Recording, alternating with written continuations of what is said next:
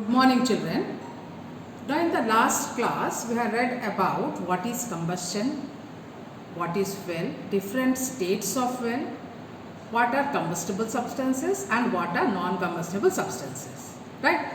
So, today you will see, I will show you some activities and then I will tell you about the conditions necessary for combustion. Right?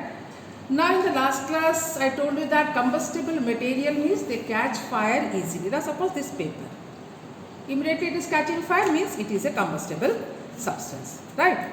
So there must be a combustible substance. So the conditions necessary for combustion, first is that there must be a combustible substance, right? Next is anything burns in the presence of oxygen, because oxygen is a supporter of combustion. Now see, this candle, it is burning, right? Because it's a combustible material. Now if I will invert this beaker over this candle, you will see that for few seconds this candle will burn, because inside that beaker air is there. Till that time that candle has burned. Now it puts off because there is no supply of oxygen. So for combustion, supply of oxygen is must. There must be continuous supply of air or oxygen, right? Now any combustible substance, it starts burning when its particular specific temperature is reached.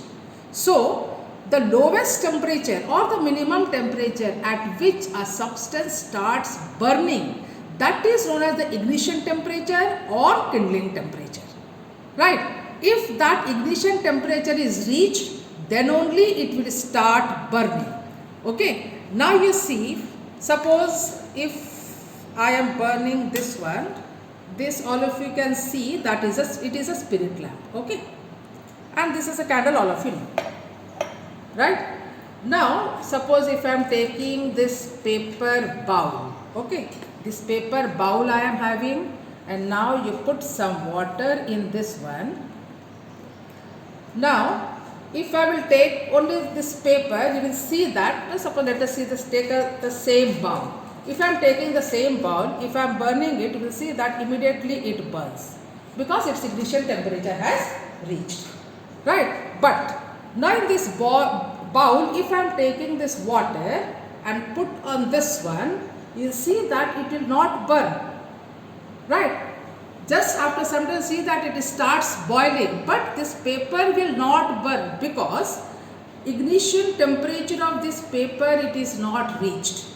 Because in this water is there, whatever heat we are giving it, that heat is being absorbed by that water and water starts boiling.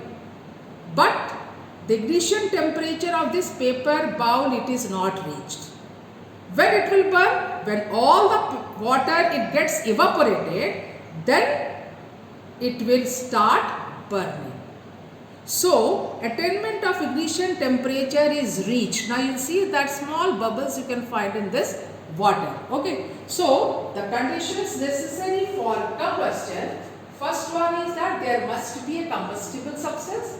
Second one, there must be a continuous supply of oxygen, and the temperature should be above the ignition temperature of the combustible material. This will not burn, see the flame, but this paper is not burning, but you can see the bubbles in that water.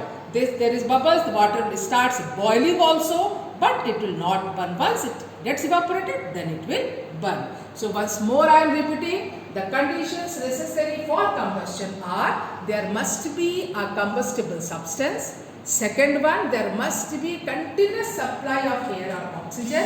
Third one is, the temperature should be above the ignition temperature of the combustible material. Okay. Thank you, children.